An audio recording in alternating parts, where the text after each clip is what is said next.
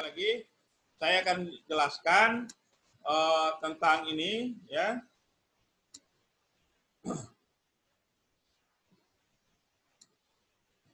Nah, jadi di dalam manajemen strategik itu ada manajemen bisnis plan, ada manajemen kinerja. Nah, sebuah alat yang digunakan ataupun yang menjadi alat ukurnya itu dinamakan dengan balance scorecard yang diharapkan oleh Dinas Pendidikan atau pemerintah Provinsi Jawa Barat. Oke teman-teman, kalau mau bertanya nanti angkat tangan aja begini ya, karena suaranya saya matikan. Oke, berikutnya, nah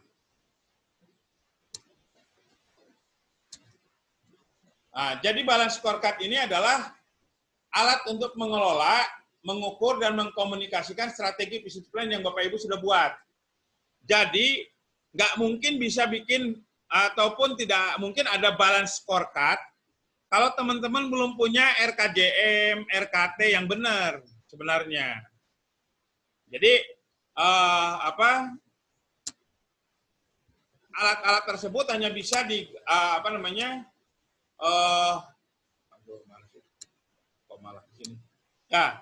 alat ini hanya bisa muncul ataupun BSN akan muncul apabila teman-teman sudah punya RKJM, RKT. Nih, ini kan pertanyaan kritikal yang mendasari munculnya balance scorecard sebenarnya di sekolah. Pertama, apakah visi, misi, strategi jangka panjang yang kami pilih sudah tepat? Nah, ini pertanyaan teman-teman di sekolah. Apakah visi, misi, strategi jangka panjang yang dipilih oleh teman-teman sudah tepat atau belum? Yang kedua, bagaimana meningkatkan jumlah siswa dan mendapat keuntungan terus-menerus dari kegiatan di sekolah kita? Ini kan pertanyaan-pertanyaan kritikal yang di sekolah, rata-rata. Lalu, bagaimana kita meningkatkan jumlah siswa? Yang ketiga, bagaimana memiliki pelanggan yang loyal dan menguntungkan sekolah? Baik itu mungkin pelanggan internal maupun eksternal. Yang kedua, bagaimana memiliki sistem proses KBM yang efektif dan efisien, sekaligus menghasilkan lulusan yang bermutu tinggi. Dan yang terakhir, bagaimana menciptakan tim, yaitu SDM yang handal dan solid, serta terukur kinerjanya. Nah, ini kan pertanyaan-pertanyaan yang sering muncul mungkin di benak pikiran kita semua dan juga di warga sekolah. Yang ini, pertanyaan-pertanyaan inilah yang nanti akan dibagi dalam perspektif scorecard, balance scorecard. Misalnya di perspektif visi dan misi. Ini nanti diharapkan menjawab pertanyaan apakah visi, misi, dan strategi jangka panjang sekolah kita sudah tepat. Nah, ini nanti kita akan dijawab di perspektif visi, misi di balance scorecard kita. Perspektif keuangan. Ini akan menjawab bagaimana meningkatkan jumlah siswa dan mendapatkan keuntungan terus-menerus di sekolah. Nanti kita lihat di perspektif keuangan.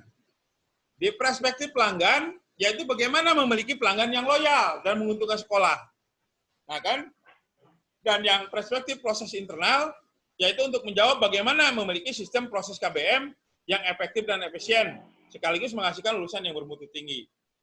Dan yang terakhir adalah perspektif pembelajaran dan pertumbuhan, yaitu bagaimana menciptakan tim, yaitu SDM yang handal dan solid serta terukur kinerjanya. Nah, ini adalah sebuah balance scorecard itu adalah alat untuk menjawab pertanyaan-pertanyaan tadi, ya. Nah, pertanyaan-pertanyaan tadi itu akan hanya muncul apabila kita tadi memiliki yang namanya strategi bisnis plan. Nah, teman-teman, ini adalah kalau saya lihat, kalau kita lihat bersama, sebenarnya balance scorecard tool ini adalah balance scorecard itu adalah tool manajemen strategik, di mana yang akhirnya nanti untuk bagaimana organisasi itu mencapai visinya, ya. Sekolah kita sebagai sebuah organisasi, bagaimana cara visinya? Maka dibutuhkan sebuah alat yang namanya balance scorecard tadi, ya.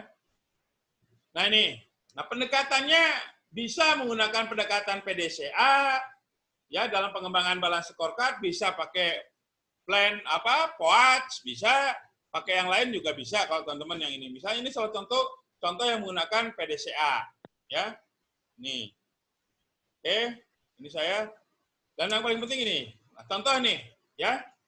Ini misalnya teman-teman, untuk membuat balance scorecard ini, contohnya ini adalah untuk tentang penerapan standar kurikulum, berarti di standar isi, ya, standar isi, ya.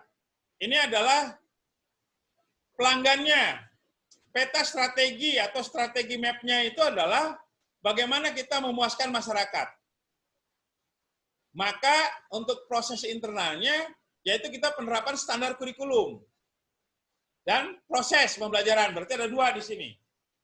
Untuk memuaskan masyarakat, yang paling penting kita lihat misalnya, setelah kita punya hasil analisis rapot mutu sekolah kita, ternyata misalnya kita masih perlu penerapan standar kurikulum yang optimal dan proses pembelajaran.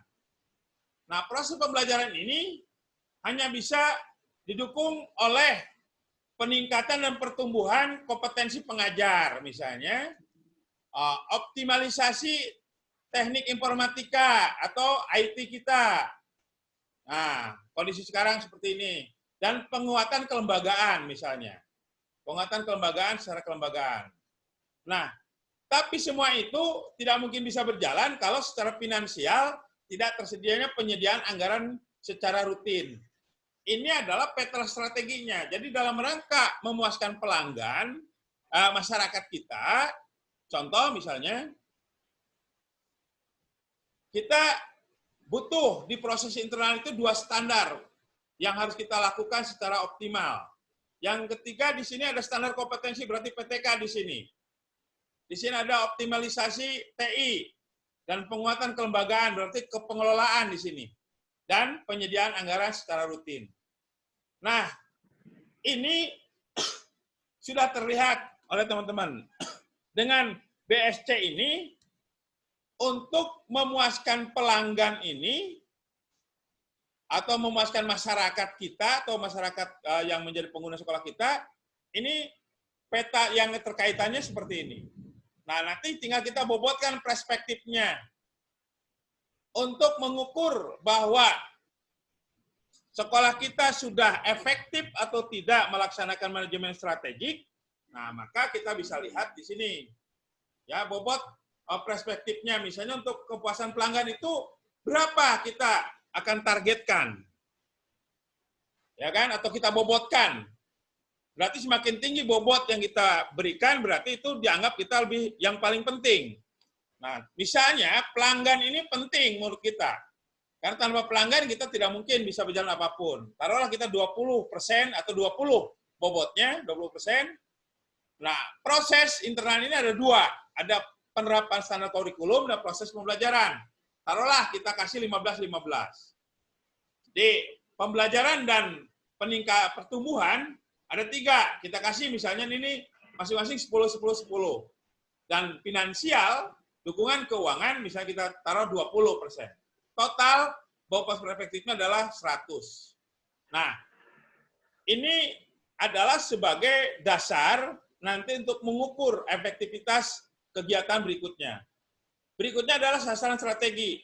Nah, sasaran strategi ini, Bapak Ibu sekalian, ini sebenarnya bisa kita ambil dari rekomendasi hasil pemetaan mutu di rapat mutu sekolah kita. Bapak Im sudah paham ini bagaimana cara menyusun sasaran strategi, karena ini sudah biasa. Nah, dari sasaran strategi nanti akan kita buat yang namanya indikator kinerja utama, IKU.